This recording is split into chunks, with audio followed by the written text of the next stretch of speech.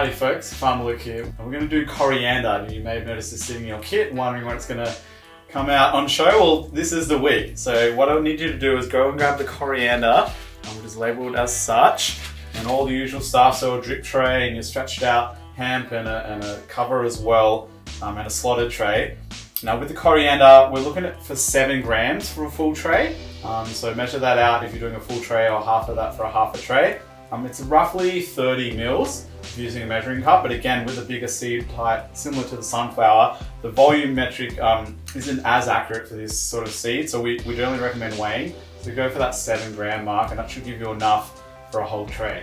Now with coriander, we've left it to last because it's definitely the trickiest microgreen to grow. And we wanted you to get comfortable with all the other methods because this one will take a little bit of extra care during the germination and growing period. The main thing with coriander is it needs a constant heat source.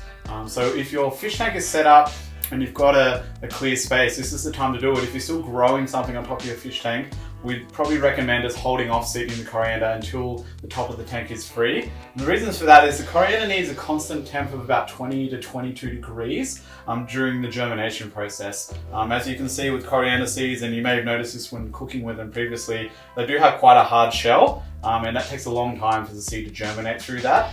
Normally with soil, it'll help break that down, but in a microgreen environment on the hemp mat, we don't have that extra help, so it does take a lot longer to germinate. So the key sort of pro tip for coriander is constant heat. You need to be really mindful of the airflow because the coriander can become susceptible to sort of fungal or mold growth because it is germinating for such a longer time than usual. With that, another sort of pro tip is to get some hydrogen peroxide. So that's that 3% hydrogen peroxide, which you can get from any local chemist. That's pretty much going to be essential for this microgreen. So I wouldn't recommend starting it until you've got yourself some hydrogen peroxide. It's really key to be able to have that to spray every few days just to keep any potential mold or fungal spores down, as well as keeping the area really well aerated and allowing sort of fresh air to flow through. So you could use something like a little desk fan or a floor fan to continually blow air around the tray. It depends on where your fish tank is set up. It might have good airflow, maybe near a window or something like that. So they're all really important points to be mindful of, and we'll put them in the fact sheet as well, so you've got a really clear list of what to look out for. Other than that, the actual seeding process is very much the same as previous microgreens. So have your stretched hemp that's nice and moist, and grab your microgreen seeds, in this case coriander seeds in a glass or a mug. And with that 7 grams of seed, so that's pretty important. They are quite lightweight, so 7 grams doesn't seem like a lot, but it'll be enough to spread. Again, just shake them out all over your hemp.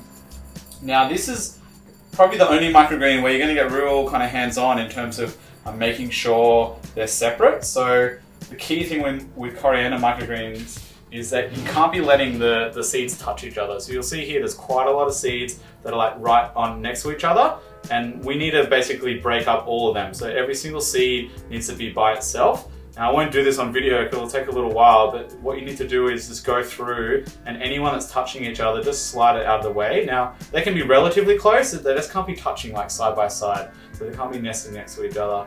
That again is just because of the longer time for germination. You don't want the seeds to sort of start rotting like against each other because they are going to be sort of sitting there for quite a bit longer than normal. With the other microgreens, it doesn't matter because they germinate in 3 to 5 days and they'll kind of push each other out of the way, whereas the coriander can take up to sort of 2 weeks sometimes for these to start to germinate. And so I can see it's a little bit tedious, this one, so it's kind of like the pro level microgreen. And you know, off camera I will finish basically doing this, but that's what you need to be doing at home. Make sure that none of the seeds are touching each other, otherwise you will run into some issues there. So hopefully I sort of covered the main points there. The coriander is an incredible microgreen. It basically is very true to the leaf that you grow as when you buy a normal bunch of coriander from the shops. It's really, really flavorful, really strong, beautiful colors. It's like really bright green. I know some of you don't like coriander. There is a certain part of the population where it tastes like soap. Apparently that's genetic, so if that's you, we're sorry about that. We can't alter the DNA here at Farm just yet. But I really love coriander. I love it in Mexican food, and I love it in Asian food as well. So it's a big win for me. I'm really excited about getting to grow this finally. But just those key points to remember. So you need a constant heat source, be it on top of your fish tank where the water is around that sort of 20-degree mark. You can also get like a heat mat or a growing mat. You can buy them from local nurseries as well. They will maintain a constant temperature underneath the growing medium. They're the main two sort of ways to keep them warm. And as far as airflow goes, a little desk fan, or if it's by a window, that's good. And one practical tip as well is just to take the lid off every sort of day or so. So you just want to take the lid off, and just kind of like blow, some fresh air, get some movement around there, because you don't want this sort of stagnant, moist air just sitting on the seeds for a long time, but that will really increase the risk of mold or fungal growth. And that 3% hydrogen peroxide as well. So definitely you will need that for this growing, because they just take too long to germinate without that little bit of extra help.